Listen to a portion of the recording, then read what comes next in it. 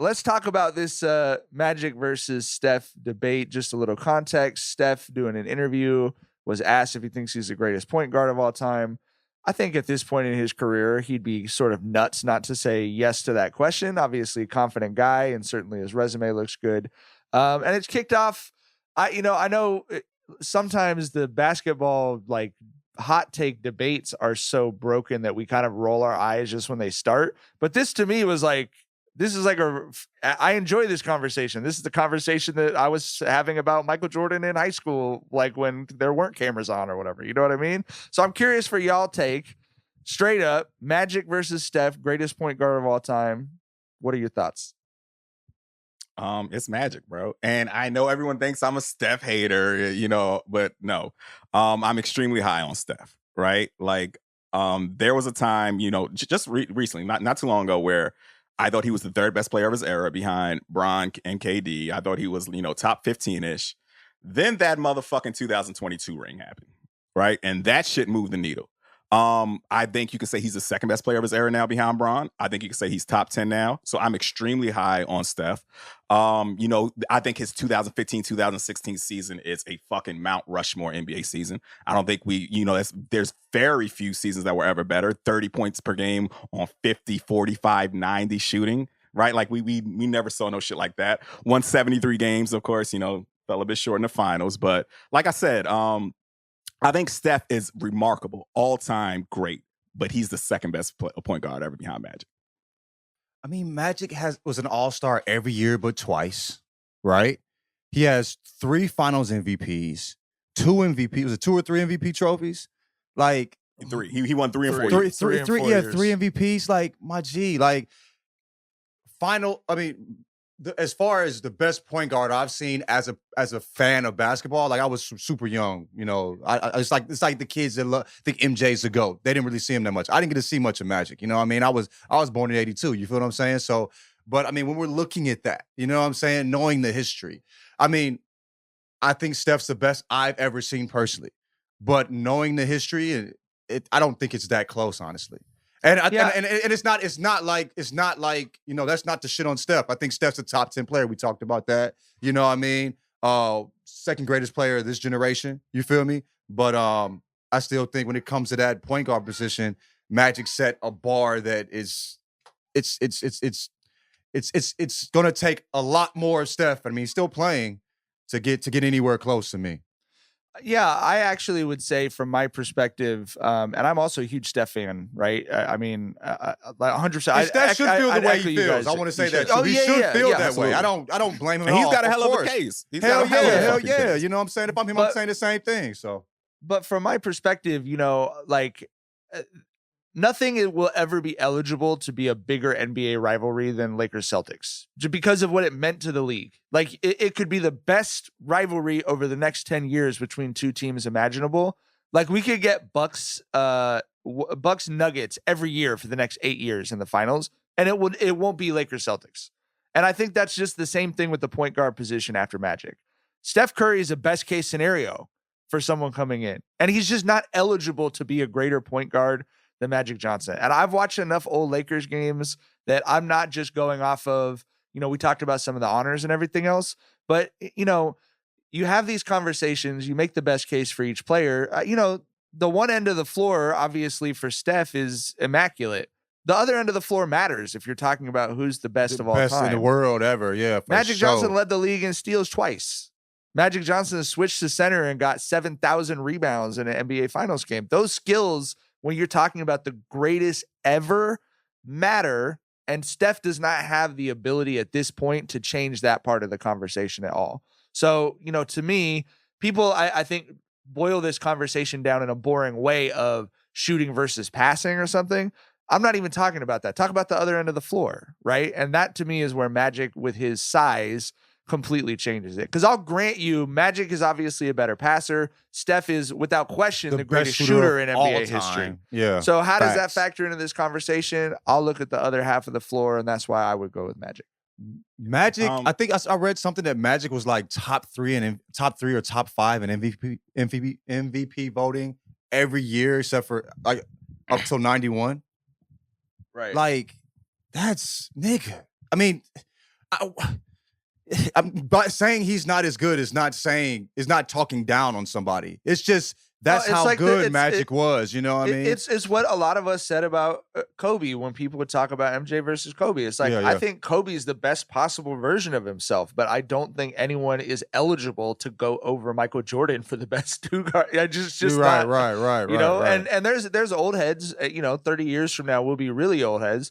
There's old heads, that are like Dr. J is just not coming out of a spot for them because of the things that they saw, and I respect that. But to me, Magic at the 1, MJ at the 2, Braun, I think, is in a similar spot. There's just certain spots that's like, you're just not going to convince me of anything different there. John just mentioned, we were both at the movies with our families last night. We got to go see an early screening of Gran Turismo based on a true story, which is coming out today. If you're listening to this on the 24th. I was texting the group chat, dude. Like, the way it was shot was beautiful. Okay, the racing scenes were so intense, bro. You feel me? Like, I'm capped. I was in the movie, in one of the racing scenes, I yelled out loud, "Oh my God." Like, you know what I'm saying? After one racing scene, everybody clapped in the movie. Like, people were cheering this motherfucker on, bro. Like, maybe that was a crowd I had. We had a ball in that thing, though, bro. Like, beautifully shot. The racing scenes were so intense, so good. I was so tapped in, bro. And there was a beautiful side story, I mean, like, about him and his pop. I broke down to that mom. I had to look away from the screen a little bit, bro. I felt it was a great movie experience, and I do advise, if you are interested in seeing it, see that shit in the movies, man. See that shit in the theaters for sure, ski, bro. Like, the way that shit is shot, you know what I'm saying? I don't have a big ass television. My shit like 42 inches. I probably should step up. I'm out here living like a college student. But anyway, we're gonna work on that. To have seen that on my TV. We got to work on that. We'll talk about that off pod. We'll talk about it off pod. You'll give me some tips. You feel me? I'm out here living wrong. But like, Ryder been looking at me like, come on, man. I'm like, I'm being cheap. I got to chill out. But but yeah, like, and see that shit in theaters, man. I truly enjoyed that movie. I've been talking on the pod about how when we watch trailers before movies with our kids, the kids give us thumbs up and thumbs down on movies that they want to see. And because this was a guy who was playing video games who then, was doing it in real life, they've been thumbs up on this all the way through. They were so excited when they got to go see it last night. Like you said, they were cheering after all the race scenes. The race scenes definitely were race scenes were like, the story's enjoyable. It's a good sports story, but the race scenes to me are like, that's just something you haven't seen, and I haven't seen it done that well in a race movie ever. And so, yeah, they were losing their minds about that. I asked them afterwards what their favorite scenes were. They said the race scenes for sure, but they were losing their minds. They were cheering, they went nuts for it. So I would definitely recommend too. If you got kids, it was a good one for the kids. My kids absolutely loved it. I'll put some pictures up on my social media. They went in my volume gear last night. So they were repping the volume in an extra large sweater, but they had a blast for sure. So make sure you go see August 24th. It comes out, Gran Turismo based on a true story, exclusively in movie theaters now, rated PG-13. Go check it out. Magic's legacy to me has always been this. Of course, greatest point guard ever.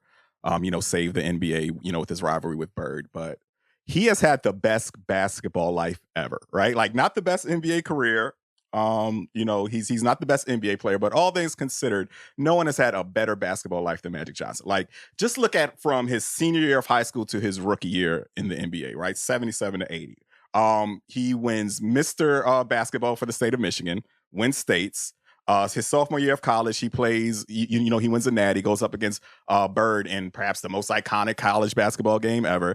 Gets drafted by the Lakers like 3 months later, gets to ring his rookie season and a finals MVP, and gives us one of the all-time great championship clinching performances in NBA history. Had 42, 15, and 7 as a 20-year-old rookie when he had to play center when Kareem was out, right? Right. And he played 12 seasons in the NBA, went to the finals in 9 of them, won 5 rings, 3 finals MVPs, right? Went on a run where, like we said, he won 3 regular season MVPs in 4 years. He saved the NBA when it was on life support with his rivalry with Bird and the Celtics, right? Went down as perhaps the most loved player of this nation's most followed franchise. Him and Kobe are 1A, 1B, however you want to flip that. Like I said, man, it's the greatest basketball life ever. And just as a flat out basketball player, like I said, I think he's just a flat out better basketball player than Steph. Steph was the engine of what I think, and what I think we all agree were the best NBA teams ever, right? For sure. He was the engine. The KD era Warriors, best basketball team I've ever seen in my fucking life. And, KD was Steph was the heartbeat of that shit. I think Magic is just the best facilitator, the best engine of an offense ever, period, right? You look at, his passing, a better passer than Steph, of course. That's not debatable. Better rebounder, of course. And of course, you can say, a 6'9" guy should be a better rebounder than a 6'3" guy. But that's not taking a holistic look at Magic Johnson, right? Because, you think of the Showtime Lakers, you think of that full court fast break offense that they use. Magic Johnson's rebounds set the tempo for him facilitating, right? Like he would push the pace. Oftentimes a Magic rebound led to a Showtime Lakers bucket, right? Mm-hmm. Like you can say that the Showtime Lakers don't have the success they have if Magic wasn't such a great rebounder, right? So yeah, I just think Magic was just a flat out better basketball player. He had 30. He set the record for most triple doubles in the postseason with 30 of them. In the postseason? In the postseason. Steph has 13 in his career, right? And I know it's been hip as of late to kind of discredit triple doubles as fucking, stat pattern. And that's just anti-Russ bullshit, right? Yeah, that's anti-Russ bullshit. Like I said, that's anti-Russ propaganda shit. Because for one, Russ won 75% of the games he got a triple double in. Getting a triple double usually means winning basketball, right? And like I said, you have to holistically look at who Magic Johnson was as a player and as the engine of that offense. A rebound often led to an assist or him scoring himself, right? So he was not a stat patter. And of course, Russ wasn't a stat patter either. Let's clear that up as well.